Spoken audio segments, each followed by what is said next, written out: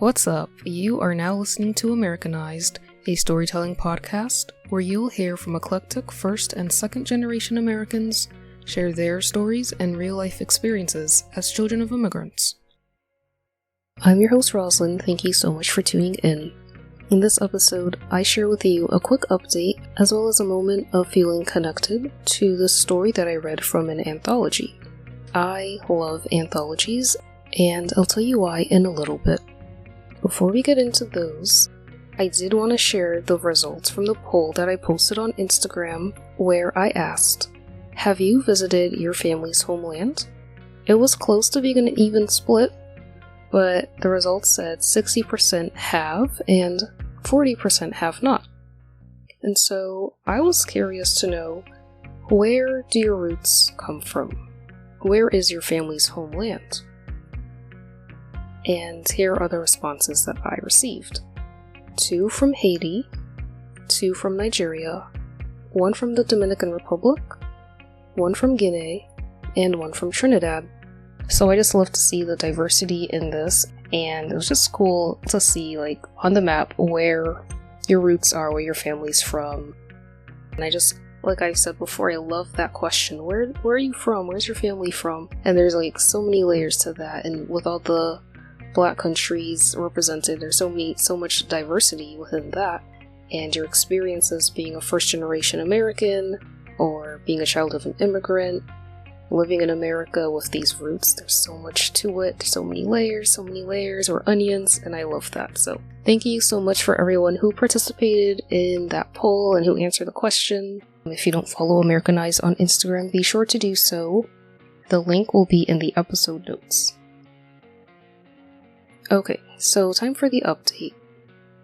As some of you may know or have picked up on, excitingly, for the month of August, my husband Parker, my sister Nikki, and I will be visiting our family in Côte d'Ivoire. So this is a big trip, and we don't get to go back home as often. But interestingly enough, this will be Parker's second time visiting within the span of 3 years, so that's really cool. And for me and Nikki, this will be our 3rd time visiting. Our first time was in 2014, I believe, and then we went back in 2021 for my older sister's wedding. Parker was on that trip. And so we're just gonna go back, pick up where we left off, remember some old memories and create new ones, and just be surrounded by joy and love of the family and the country and the culture. So that's what August will look like for us. And for Americanized, it will be on a hiatus due to this vacation. I hope to return with some new episodes in the fall. So, I've been reading this anthology called Black Joy, edited by Charlie Brinkhurst-Cuff and Timmy Sortier. Black Joy is a collection of stories written by a diverse group of Black people in Britain who share how they define and find Black joy. I came across this book in a bookstore in Old Montreal. Parker and I were there for a weekend in February during Black History Month, and it just fit so perfectly. So we walk into this store and they have all kinds of books. It's amazing. It's a bookstore, so I like the aesthetic of bookstores. They had this table with all these books spread out on display for Black History Month, which I was a little surprised by because I didn't know they acknowledged Black History Month up there, but they did. They had all these books from Black authors, and this book was one of them, and I was attracted to the cover. I know they say don't judge a book by its cover, but the cover intrigued me, and I know Black joy became such a buzzword, but the way this book really holds on to that and lives by it makes you want to discover your own Black joy. So I was flipping through it and I saw that it was an anthology, and I said, man, I need to get my hands on this book, I need to get it. But I wasn't gonna get it that day because, you know, when you get a book and you look on the back and you have the US price, and then you see the Canadian price, and the Canadian price is usually more expensive for whatever reason. So I said, I'm not gonna get this book today as much as I would love to. So I took a picture of it, searched it online, found it for much cheaper on the World of Books website, and I ordered it for I got it for like half off. The price was reduced by like 50%. That was good. So that was like one of my more favorite buys this year. So I've been reading this book on and off. Can't dedicate myself to a full novel. The book will never get finished because I like to read in small chunks, and that's why I love anthologies. I can read these stories that make up this big book with an overarching theme, this one being Black Joy, so that's why I love anthologies. It's good stories in small chunks, and you just get through them faster. You can read wherever you like, hop around, and there's so much variety in it, and I just love that, and the different styles of writing, different perspectives as well. All those reasons why I love anthologies. Mostly because I can't commit to a full novel, it won't get finished. So, the story that I want to talk about today comes from Diane Abbott, and her story is called Homecoming: The Intimacy of Meeting My Jamaican Family. And I thought, what a perfect time to read this book, as I will also be going back home, not for the first time, not to meet family, but visiting. Even though those pieces were different, there were still parallels in her story and in my experiences. Even thinking back to when I first visited Ivory Coast and did meet my family, I think we have a similar experience in that way. So she starts off her story with how excited her family back home is to meet her, because they've heard all about her, because her mother has told them all about her and all her achievements. So they're really happy and excited to welcome her and to be with her. And in the end of her story, she just comes to love Jamaica and her family, and feeling that she belongs there even more so than she does in Britain. And I thought that was really intriguing, because that word belong, and when you connect that word to a country or an environment or a space, a place, I tried comparing her sense of belonging to, do I feel like I belong in Cote d'Ivoire? And I feel like my answer is no, not 100%, not something that I can say confidently. And these thoughts came up as I read her quote from the story. There are a few quotes from the story that I want to share that really resonated with me. This one, to start, reads, "Not everyone finds the same sense of belonging as I did in Jamaica, but the emotions it raises for you as a Black person, likely entering a predominantly Black country for the first time, will be profound." And that is something that I definitely resonate with, and something that I can look back on my first time when I visited Cote d'Ivoire, and I was like, wow, it is all Black people here, it's all homogenous.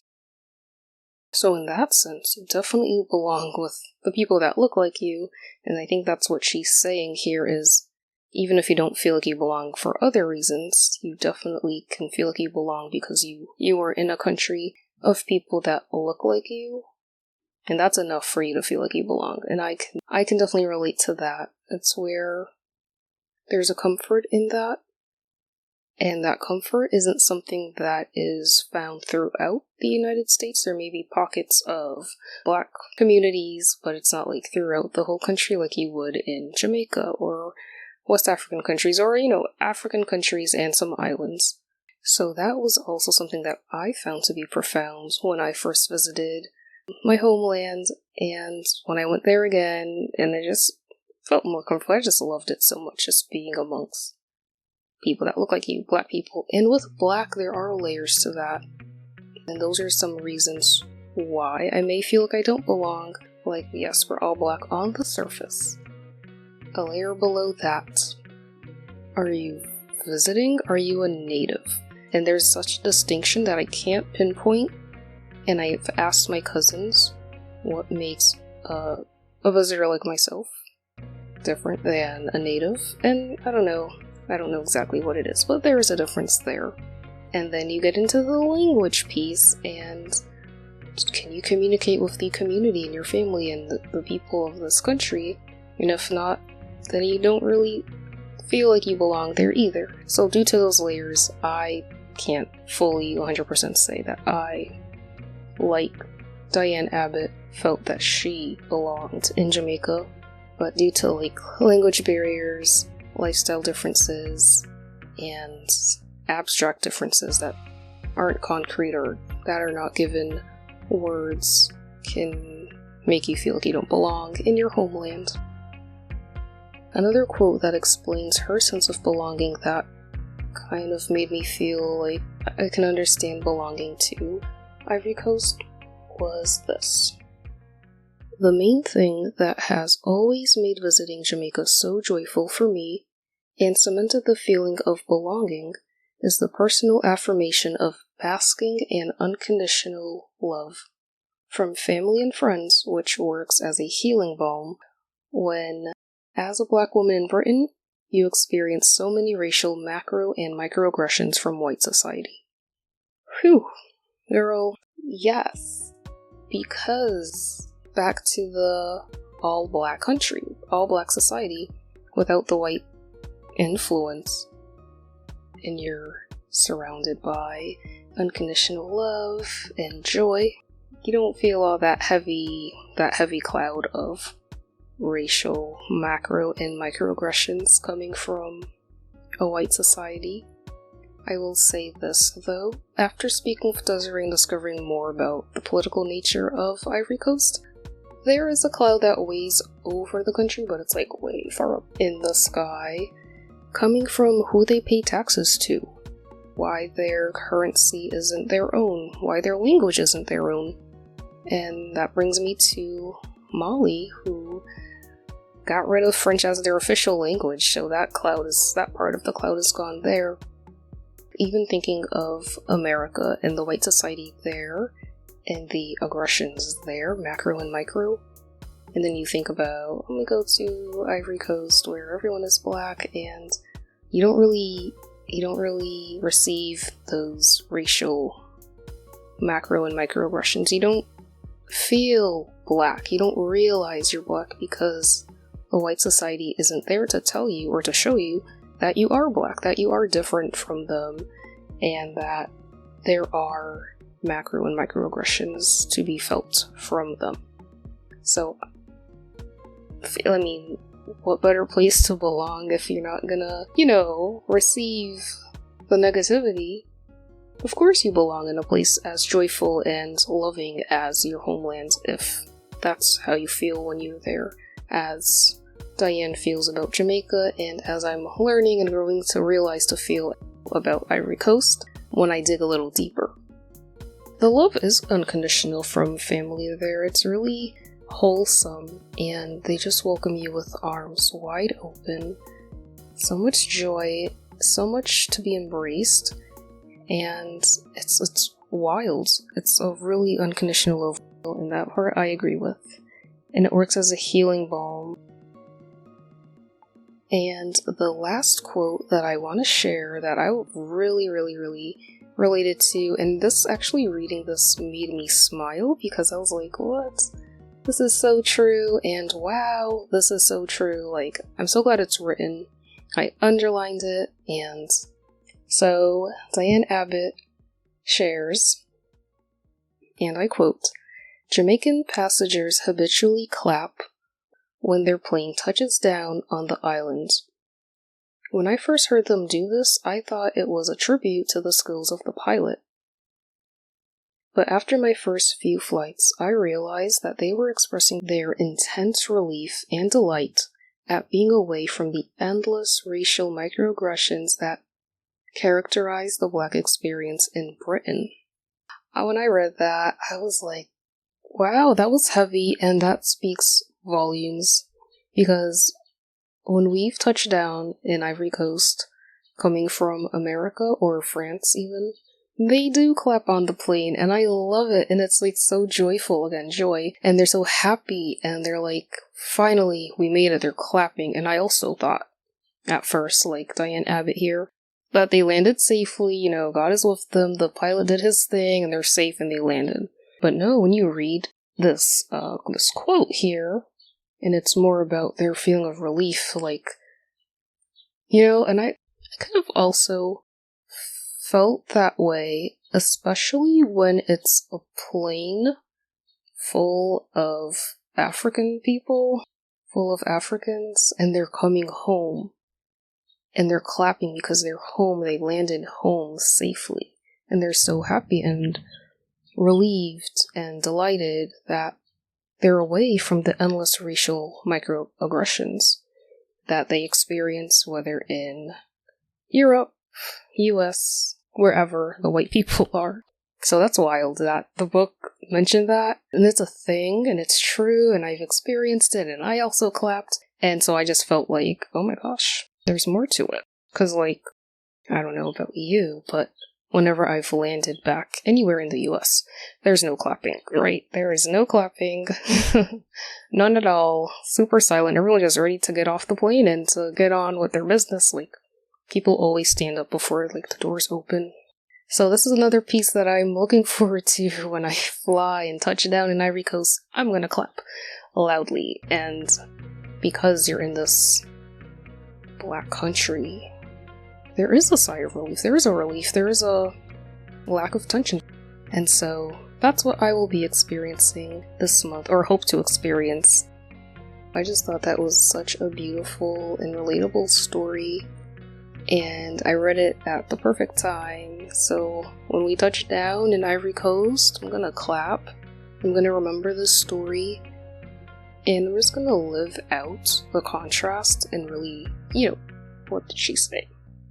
Bask in the unconditional love.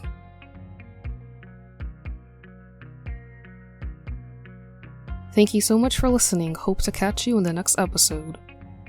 All original music produced by Stubborn Soul. You can find him on all music listening platforms at STBRNSAL.